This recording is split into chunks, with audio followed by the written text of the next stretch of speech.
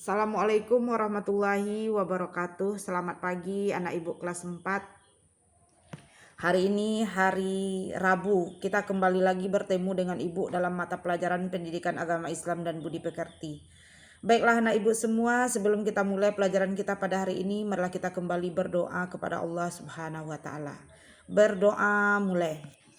A'udzu billahi minasyaitonir rajim. Bismillahirrahmanirrahim. Raditu billahi rabba wa bil islami dina wa bil muhammadin nabiyya wa rasula. Rabbi zidni ilma warzuqni fahma. Amin. Anak ibu, pada hari ini kita merupakan pertemuan yang keempat untuk semester 1 tahun pelajaran 2020-2021. Pada pertemuan 1, pelajaran 1 kemarin kita pelajaran 1 membaca Quran surah Al-Falaq, kemudian menulisnya, kemudian menghafalnya, dan kemarin anak ibu sudah PH 1. Untuk hari ini, hari Rabu tanggal 12 Agustus 2020, pelajaran kita adalah pelajaran yang kedua atau pelajaran baru, pelajaran 2. Pelajaran 2 ini anak ibu nanti 2 kali pertemuan atau 2 kali hari Rabu. Hari Rabu ini kita belajar beriman kepada Allah. Jadi pelajaran 2 judulnya adalah, anak ibu tulis pada buku catatan, judulnya beriman kepada Allah. Anak ibu masih ingat dengan rukun iman? Rukun iman itu pelajaran kelas 1 ya. Beriman kepada Allah Subhanahu wa taala merupakan rukun iman yang pertama. Rukun iman jumlahnya ada 6. Jadi yang pertama, beriman kepada Allah Subhanahu wa taala. Pelajaran kita hari ini yaitu tentang anak ibu sampaikan bahwasanya pelajaran kita pada hari ini anak ibu mampu untuk mengenal atau mampu untuk mengetahui bagaimana cara beriman kepada Allah, bagaimana cara mengenal Allah. Jadi anak ibu, judul pelajaran tadi ibu ulang lagi, anak ibu catat, beriman kepada Allah. Anak ibu yang ibu sayangi, beriman kepada Allah Subhanahu wa taala merupakan kewajiban bagi kita sebagai orang Islam atau sebagai orang yang percaya kepada Allah atau sebagai orang yang beriman kepada Allah. Maka beriman kepada Allah merupakan kewajiban bagi kita sebagai orang muslim. Dalam pelajaran kita pada hari ini, beriman kepada Allah itu artinya mempercayai atau meyakini bahwa Allah itu ada. Ibu ulang lagi, beriman kepada Allah itu artinya mempercayai dan meyakini bahwa Allah itu pasti ada. Anak ibu, bagaimana kita mengetahui atau kita meyakini bahwa Allah itu pasti ada? Kita sebelum mengetahui itu kita hendaklah terlebih dahulu mengenal. Sama dengan kita di kelas kita ada kedatangan teman baru misalnya. Anak baru ini baru duduk di kelas kita atau di kelas 4. Pasti kita yang di sekolah yang lama atau kita di SD 01, murid atau teman yang baru datang itu kita belum tahu namanya siapa, dia pindah dari mana, kenapa dia pindah ke sekolah kita. Bagaimana supaya kita tahu? Maka kita berkenalan dengannya, lalu kita tanya siapa nama, kenapa pindah ke SD 01, di mana tinggal sekarang. Itu namanya kita mengenali atau mengenal.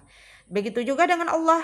Sebelum kita beriman kepada Allah, sebelum kita mempercayai Allah itu ada, terlebih dahulu kita harus mengenal siapa itu Allah. Yang pertama, bagaimana cara kita mengenal Allah? Cara mengenal Allah itu ada 3. Nah ibu catat, cara mengenal Allah ada 3. Udah dicatat? Yang pertama, cara mengenal Allah melalui alam semesta. Anak ibu, apakah anak ibu tahu dengan alam semesta? Alam semesta itu ada langit, ada bumi, ada isinya, ada kita di dalamnya. Contohnya isi bumi manusia, tumbuh-tumbuhan, binatang, dan benda-benda lainnya. Jadi anak ibu, mengenal Allah melalui alam semesta. Yang pertama, kita melihat pada malam hari atau pada siang hari kita melihat ada matahari. Setelah sore matahari itu pun tenggelam, kemudian berganti malam, dan malam kemudian kelihatanlah bulan di langit. Anak ibu, kita sebagai manusia yang sehat atau manusia yang normal, manusia yang diberi akal pikiran oleh Allah pasti bisa berpikir, kenapa ya matahari ini siangnya ada, malamnya tidak ada? Kenapa bulannya siang tidak ada? Kenapa bulan hanya malam? Kita bisa berpikir berarti ada sesuatu zat yang mengatur bagaimana perjalanan matahari, bagaimana perjalanan bulan, bagaimana perjalanan bintang, bagaimana perubahan cuaca, mungkin dari hari cuaca panas, cuaca hujan, musim kemarau, musim dingin, semua itu pasti ada zat yang mengaturnya. Sama dengan kita membeli suatu makanan, misalnya anak ibu beli martabak. Apakah martabak itu ada dengan sendirinya? Kan tidak mungkin. Sebelum martabak itu ada, pasti terlebih dahulu ada tukang martabak. Tukang martabak siapa? Yang tukang bikin martabak.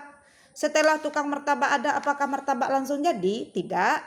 Beli tapung, dibeli tepung, dibeli telur, dibeli gula, dibeli resep-resep yang berhubungan dengan martabak. Kemudian setelah dikocok, dimasak, dikasih bumbu, ditaruh ke tempat cetakannya, kemudian jadilah martabak. Itu proses pembuatan martabak. Begitu juga dengan kita. Sebelum kita ada orang tua. Sebelum orang tua ada nenek, kakek. Pasti segala sesuatu itu ada yang mengaturnya. Jadi dengan beriman kepada Allah, dengan mempercayai Allah itu ada, maka kita mengenalinya. Bagaimana mengenalnya? Mengenalnya melalui alam semesta, mengenal melalui ciptaannya, mengenal melalui apa yang ada yang kita lihat. Dengan mengenalnya melalui alam semesta, maka kita akan kenal siapa itu Allah. Jadi beriman kepada Allah yang pertama caranya dengan mengenal Allah melalui alam semesta. Alam semesta itu apa? Langit, bumi, segala isinya, manusia, gunung, laut, dan lain-lain. Itu yang pertama. Jadi dengan kita mengenal Allah melalui alam semesta, insya Allah kita kenal dengan Allah, maka tumbuhlah di dalam hati kita beriman atau percaya bahwa Allah itu ada. Allah itu pasti ada. Adanya sesuatu karena Allah lah yang menciptakan. Tidak bisa ada sesuatu dengan sendirinya. Jadi anak ibu beriman kepada Allah yang pertama caranya dengan mengenal Allah melalui alam semesta. Sekarang lanjut yang kedua. Bagaimana cara mengenal Allah? Yang kedua, cara mengenal Allah yang kedua melalui Al-Quran. Al-Quran nanti anak ibu buka Al-Quran surah Al-An'am ayat 102. Jadi nanti anak ibu catat, mengenal Allah melalui Al-Quran, melalui Quran surah Al-An'am ayat 102. Coba sekarang anak ibu ambil Al-Quran, bukan sama ya Al-Quran. Tengok ayatnya, nanti ibu tulis di grup. A'udzu billahi minasyaitonir rajim.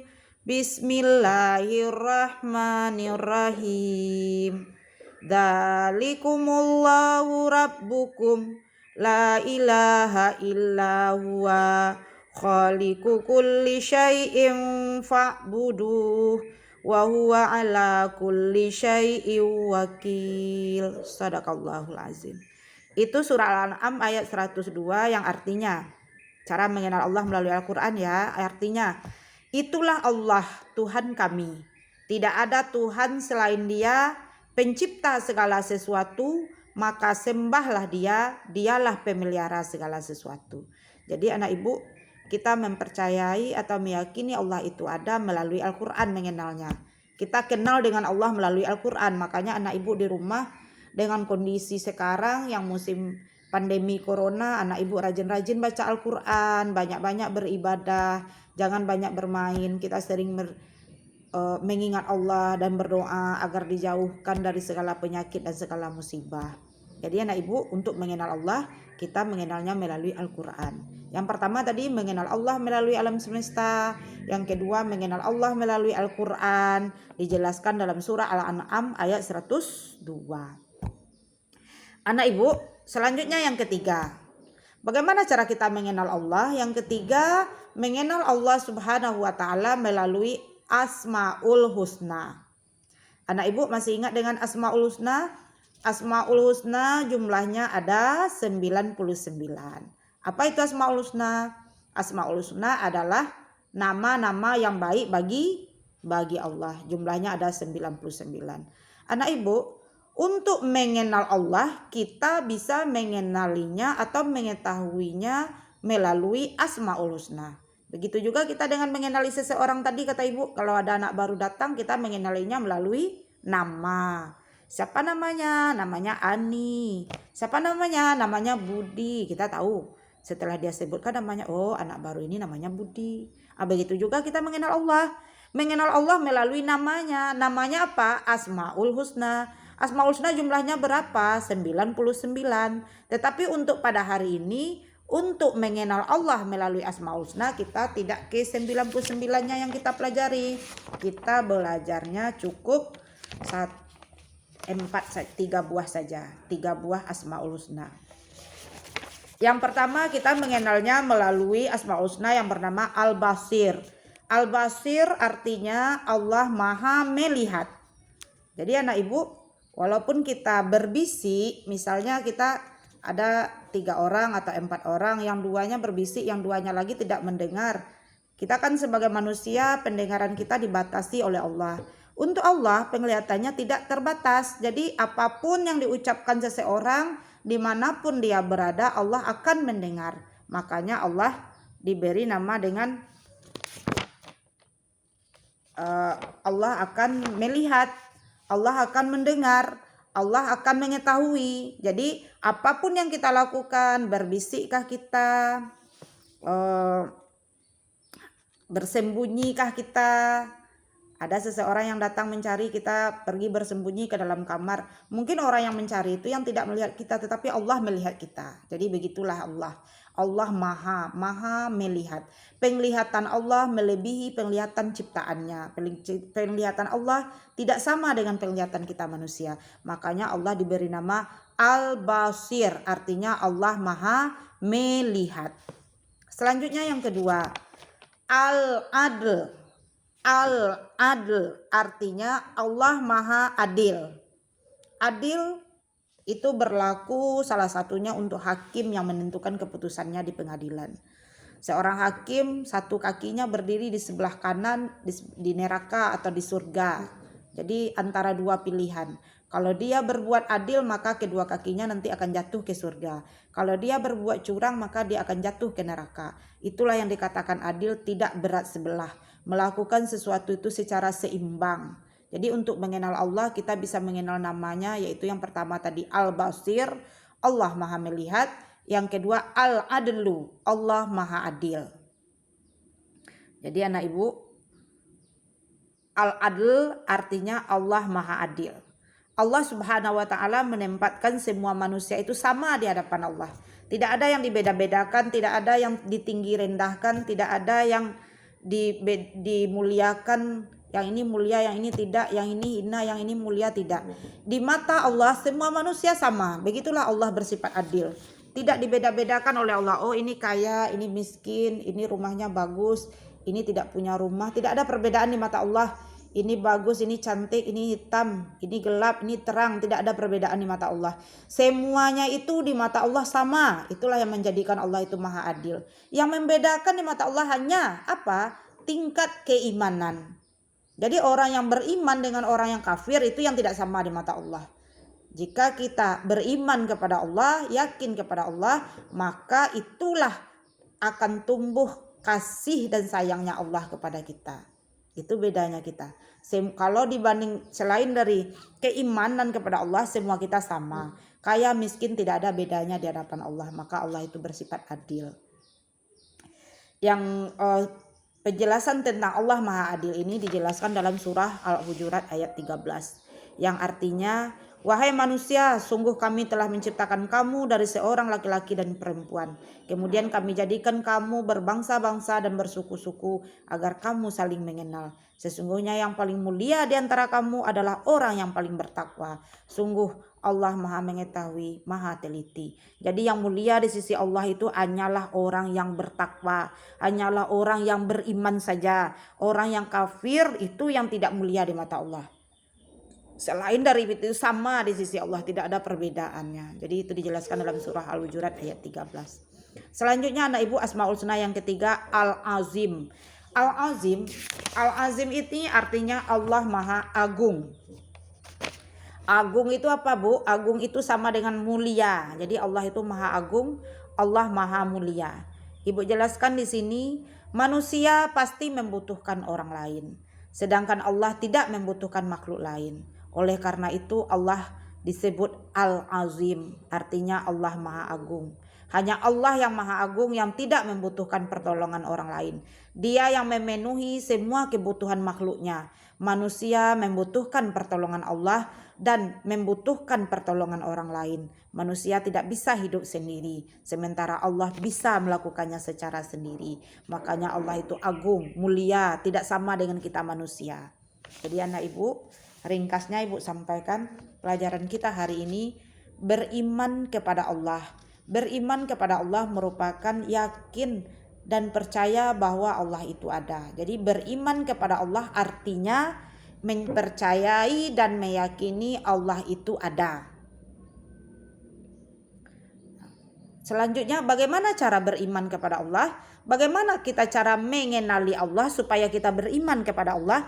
Cara mengenali Allah ada 3. 1, melalui apa tadi Ibu sampaikan? Yang pertama, mengenal Allah melalui alam semesta. Yang kedua, mengenal Allah melalui Al-Quran. Quran surah Al-An'am ayat 102. Yang ketiga, mengenal Allah melalui Asmaul Husna. Yaitu yang pertama Al-Basir, Allah Maha melihat. Yang kedua Al-Adlu, Allah Maha adil. Yang ketiga Al-Azim, Allah Maha agung. Baiklah anak ibu, mungkin untuk pada hari ini itulah pelajaran kita pada hari ini. Nanti pada grup ibu akan bikin ringkasan catatannya dan setelah itu ibu akan kasih latihan soal. Anak ibu kerjakan pada buku tugas. Nanti setelah ibu kasih rangkuman, anak ibu pindahkan ke buku catatan dan catatannya dibaca. Setelah itu ibu kasih soal atau latihan. Untuk catatan tidak perlu dipoto, tidak perlu dikirimkan kepada ibu. Cukup untuk menjadi catatan anak ibu. Dan setelah itu anak ibu bikin latihan di buku latihan atau buku tugas sekolah. Kalau sesudah diisi nanti dipoto dan dikirimkan ke WA pribadi ibu. Baiklah anak ibu semua, mungkin sampai di sini pertemuan kita pada hari ini. Jika ada salah dan janggal ibu mohon maaf. Terima kasih kepada orang tua di rumah yang telah membimbing anaknya. Sekali lagi saya ucapkan mohon maaf jika ada kekurangan. Tetap jaga jarak, jaga kesehatan di rumah anak ibu. Semoga anak ibu sehat selalu. Amin amin ya rabbal alamin. Ibu sudahi. Wabillahi taufik wal hidayah. Wassalamualaikum warahmatullahi wabarakatuh.